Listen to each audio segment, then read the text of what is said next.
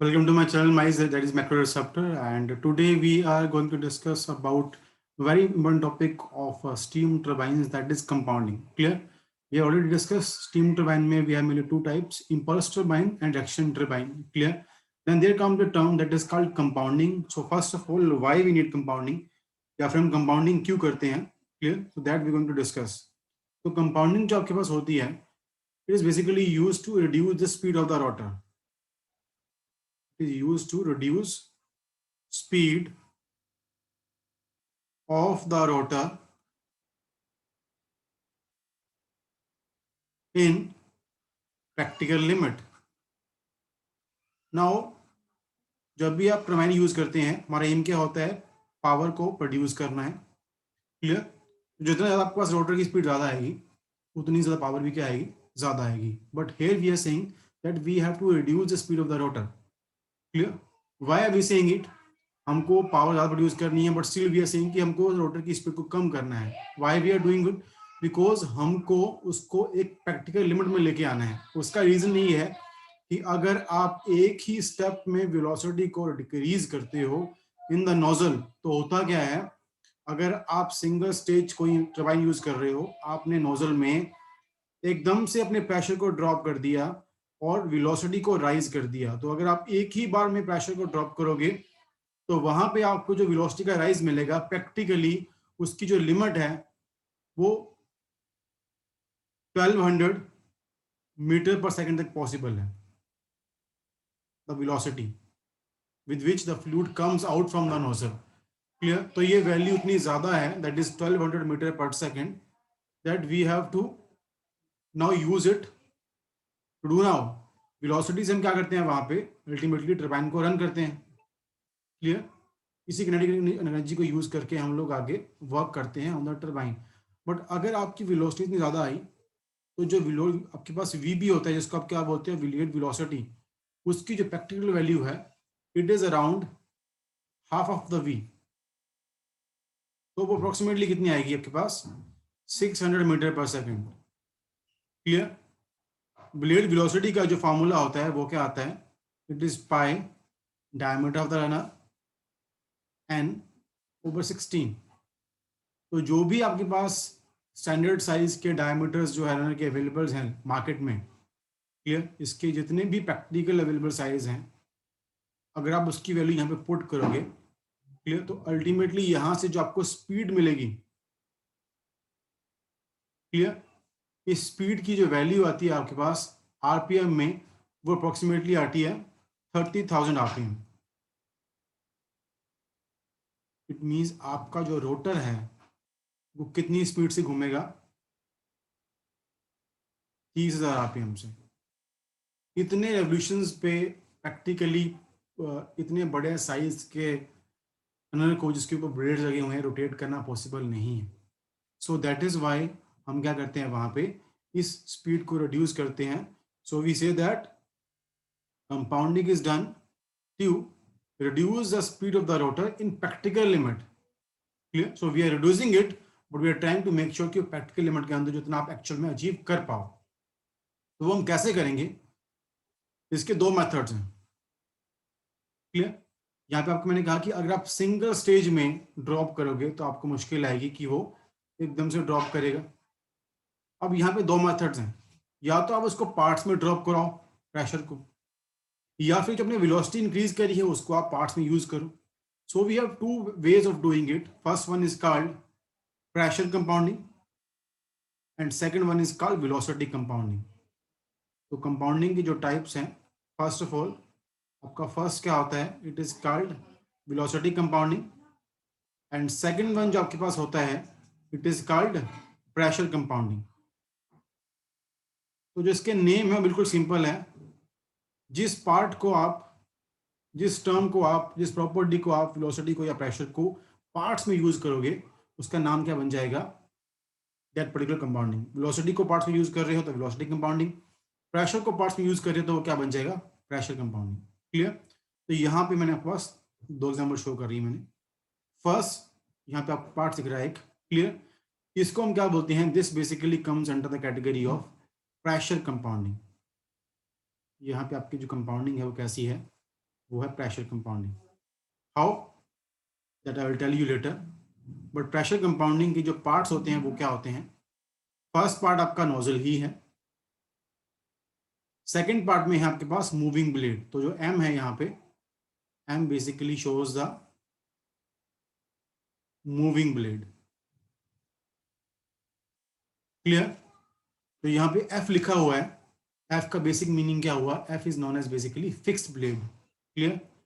So F stands for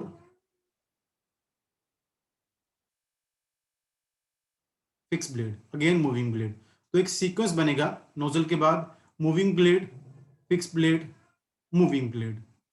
clear? तो last में जो आपका ब्लेड रहेगा हमेशा क्या आएगा? मूविंग ब्लेड आएगा। उसका रीजन ये है कि आप एक्चुअल में जो पावर प्रोड्यूस करते हो वो कहाँ पे करते हो? मूविंग ब्लेड में ही आपके पास एक्चुअल में पावर प्रोड्यूस होती है।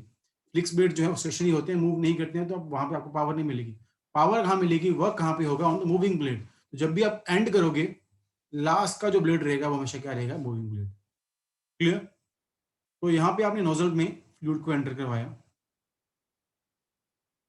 और यहाँ से वो बाहर निकला। तो जब नोजल में आपका फ्लूइड एंटर करेगा तो क्या होगा? ये आपका प्रेशर था। तो जब नोजल में एंटर किया तो नोजल में क्या होता है?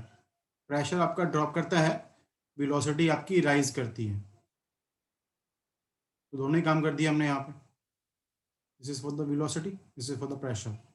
अब उसके बाद हमने क्या किया? मूविंग ब्लेड में हमेशा ही प्रेशर कांस्टेंट रहता है।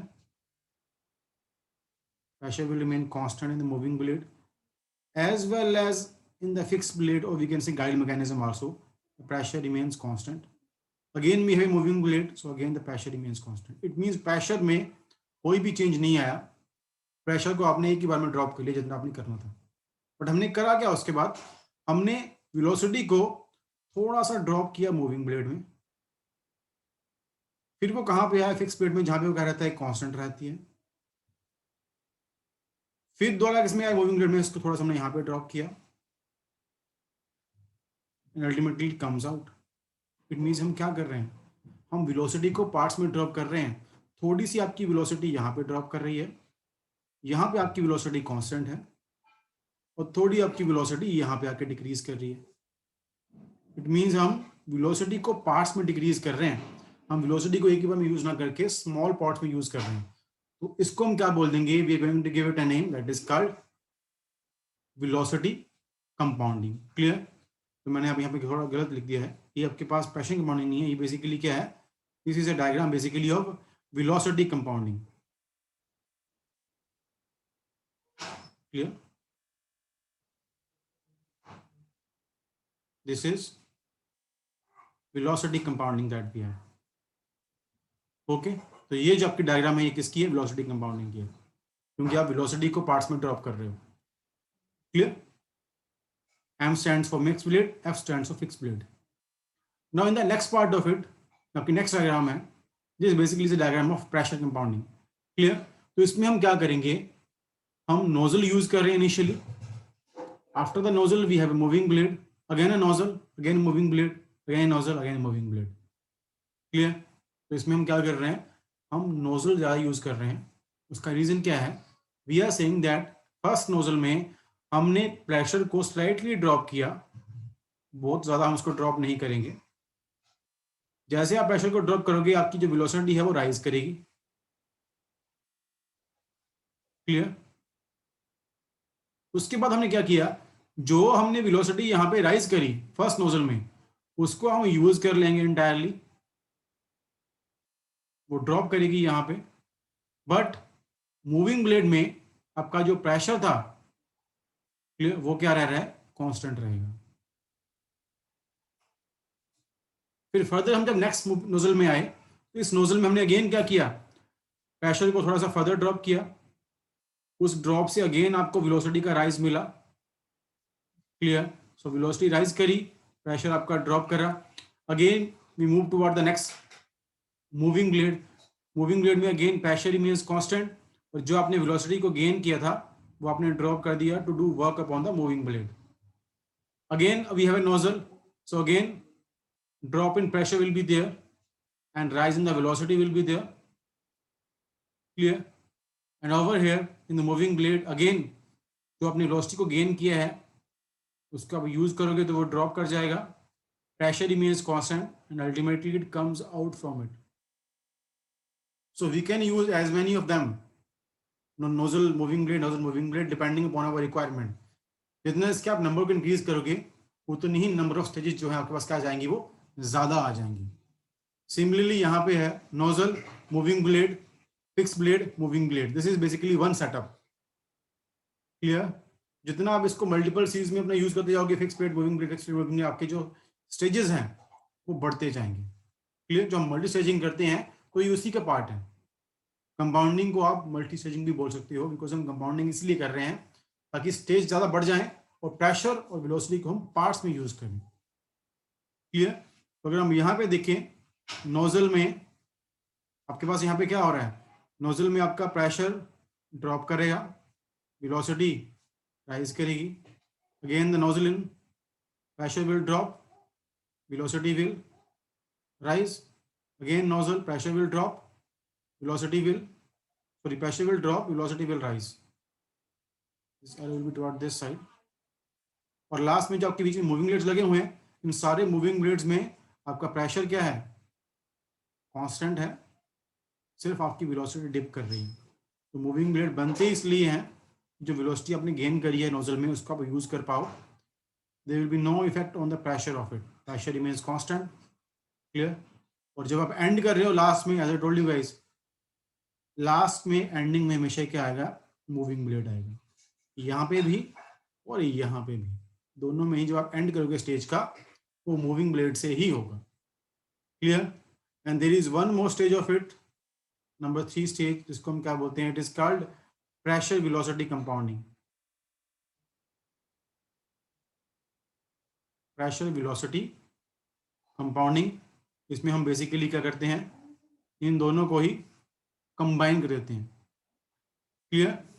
मूविंग ब्लेड्स और फिक्स ब्लेड्स और नोजल तीनों का कॉम्बिनेशन मिला के जब हम इसको यूज करेंगे, it basically becomes a pressure velocity compounding. तो जिसमें आप प्रेशर को भी पार्ट्स में ड्रॉप करेंगे और वेलोसिटी को भी आप पार्ट्स में ड्रॉप करके यूज करोगे. Clear? So that is the third part of it. Clear? So these are the 3 different stages of the compounding.